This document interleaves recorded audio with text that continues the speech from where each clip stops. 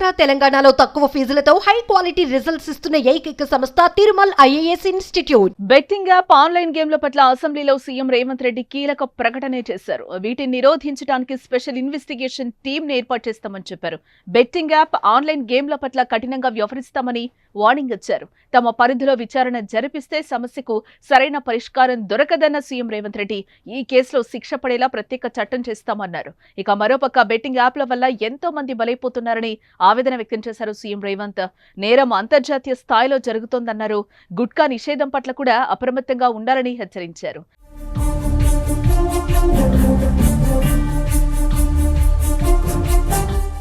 Betting app promotion చేసిన వాళ్ళని విచారిస్తే సరిపోదు, బెట్టింగ్ యాప్ నిర్వాహకులపై కూడా కఠిన చర్యలు ఉండాలని అన్నారు. కాగా ఇప్పటికే ఈ బెట్టింగ్ యాప్ కేసులో 25 మంది సెలబ్రిటీలపై కేసులు నమోదయ్యాయి. కొందరు విచారణకు రాగా మరికొందరు ఇంకా విచారణకు రాలేదు. కాగా టాలీవుడ్ అగ్ర హీరోల నుంచి కింది స్థాయి యూట్యూబర్ల వరకు అందరిపై కేసులు వరుసగా నమోదవుతున్నాయి. అటు బెట్టింగ్ యాప్స్ కంపెనీలపై కూడా తెలంగాణ పోలీసులు కేసులు పెడుతున్నారు.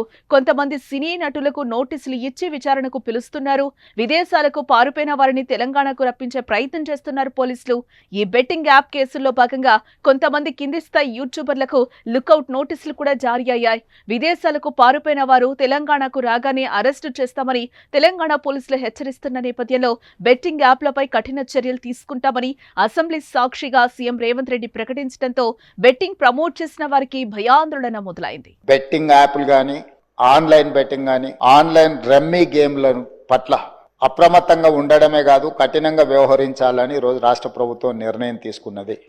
దీన్ని నిరోధించడానికి, నిషేధించడానికి అవసరమైన చర్యలు తీసుకోవడానికి ఒక స్పెషల్ ఇన్వెస్టిగేషన్ టీం, వీలైతే సిబిసిఐడి కానీ లేకపోతే అధికారులతో సమీక్ష చేసిన తర్వాత ఒక స్పెషల్ ఇన్వెస్టిగేషన్ టీంను వేసి కఠినంగా వ్యవహరించాలని చెప్పి ఈరోజు రాష్ట్ర ప్రభుత్వం నిర్ణయం తీసుకున్నది. అధ్యక్ష.